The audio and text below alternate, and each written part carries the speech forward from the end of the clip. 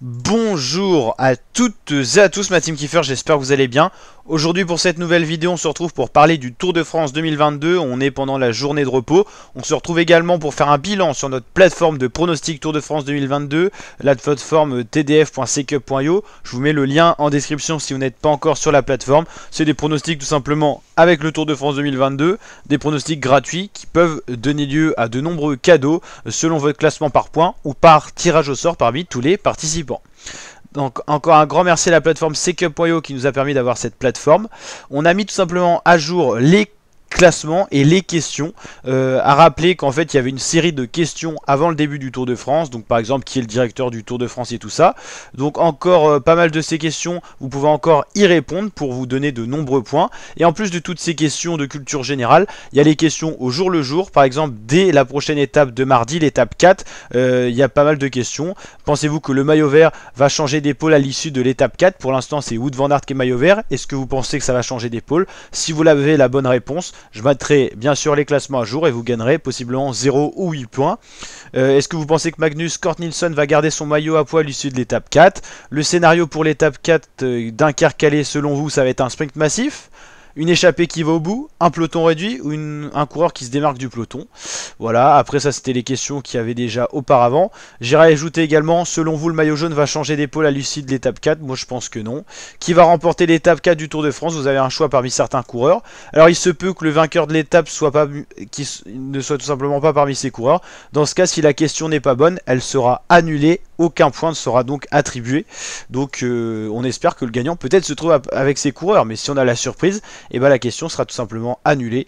Mais ça nous permet tout simplement de faire un pronostic tout simplement sur le vainqueur potentiel de l'étape 4. Après je peux pas faire un prono ouvert en mettant des noms au choix parce que tout simplement selon l'orthographe tout ça n'attribuerait pas les points à tout le monde. Donc on est obligé de faire une question fermée avec là en tout 6 choix. On a essayé d'adapter au profil qui était un peu vallonné, un peu pour puncher. Donc Van Aert, Van Der Poel qui sont le plus en vue. Pourquoi pas Sagan, l'ancien champion du monde Pedersen, Jacobsen qui est le plus rapide au sprint, ou pourquoi pas Philipsen.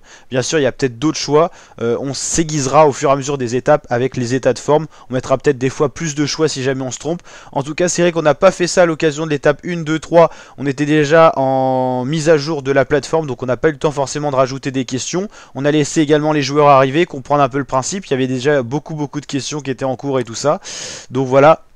Là les questions en cours où on n'a pas pu valider les résultats, tout simplement c'est parmi ces 23 participants lequel sera le mieux classé à l'issue de la compétition. En fait toutes ces questions là il faudra attendre la fin de la compétition pour savoir tout simplement qui va gagner par exemple le Tour de France, quelle sera la meilleure équipe à l'issue de la compétition, il faut attendre également, dans quelle équipe se trouvera le meilleur sprinter, tout ça il faut attendre, le meilleur grimpeur, le meilleur jeune, le super combatif.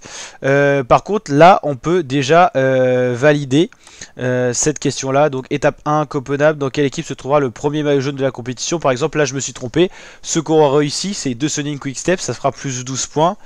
Quelle équipe aura le meilleur classement au cumul de temps? Est-ce que j'ai bon avec la Jumbo-Visma? On verra. Et donc en gros ces deux questions là on peut encore les valider. Donc à l'issue de cette vidéo il va encore avoir du mouvement dans le classement et possiblement des joueurs qui vont se détacher sur les 201 participants.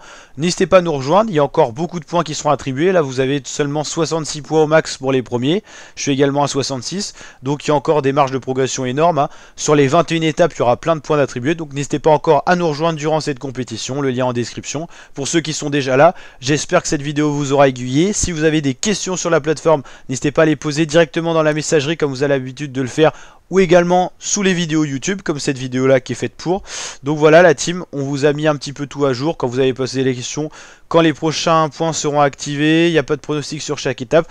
Oui il y aura bien des pronostics sur chaque étape et les points du classement ont bien été actualisés. Et au niveau des lots et tout ça, ça change pas, tout est toujours disponible ici. Donc voilà ma team, des pronostics par étape, ça sera bien le cas. Donc je vous dis donc à très bientôt pour de nouvelles vidéos. Et voilà pour cette petite vidéo bilan, début de tour et également journée de repos. Ciao ma team et à très bientôt pour de prochaines vidéos. Ciao ciao.